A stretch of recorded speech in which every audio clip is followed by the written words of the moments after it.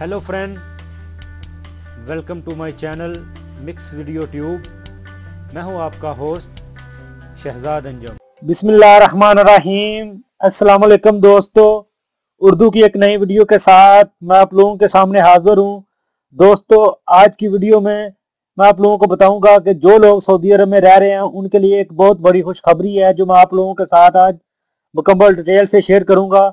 तो video start करने से पहले जिन दोस्तों ने अभी तक मेरा channel mix video tube subscribe नहीं किया, आपको मेरे चैनल पे एक लाल रंग का बटन नजर आएगा, आप इसके ऊपर क्लिक करके मेरे चैनल को सब्सक्राइब कर सकते हैं। तो चलिए स्टार्ट करते हैं।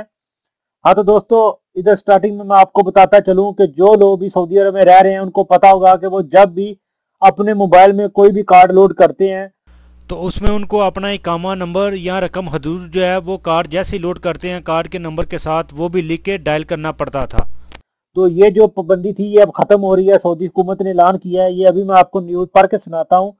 सऊदी अरब में मोबाइल फोन की प्रीपेड सिम में बैलेंस डालने के लिए इकामा नंबर की शर्त खत्म कर दी गई है। सऊदी ज़राए बलाग के मुताबिक इस सिलसिले में इंफॉर्मेशन टेक्नोलॉजी बोर्ड ने तमाम मोबाइल कंपनियों को हदायत जारी कर दी है।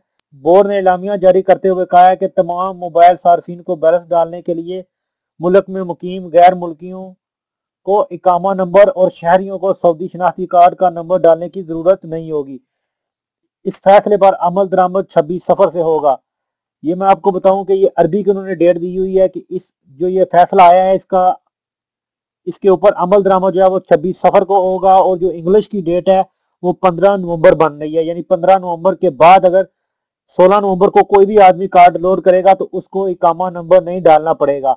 और इधर मैं आपको बताता चलूं तो इधर वीडियो की तफसील में उन्होंने ये बताया कि प्रीपेड सिम में बैलेंस डालने या किसी दूसरे के मोबाइल से बैलेंस ट्रांसफर करने के लिए इकामा नंबर या शनाख्ती कार्ड नंबर डालना जरूरी होगा।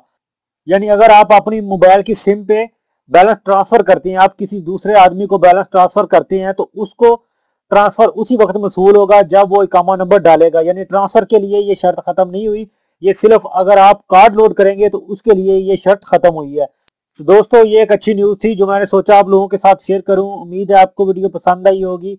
वीडियो को लाइक और अपने दोस्तों के साथ शेयर करना ना भूलें ताकि ये इन्फॉर्मेशन ज्यादा लोगों तक पहुंच सके। तो मिलते हैं किसी न्यू वीडियो में न्यू इन्फॉर्मेशन के साथ। तब तक मुझे दीजिए इजाजत। अल्लाह हाफिज।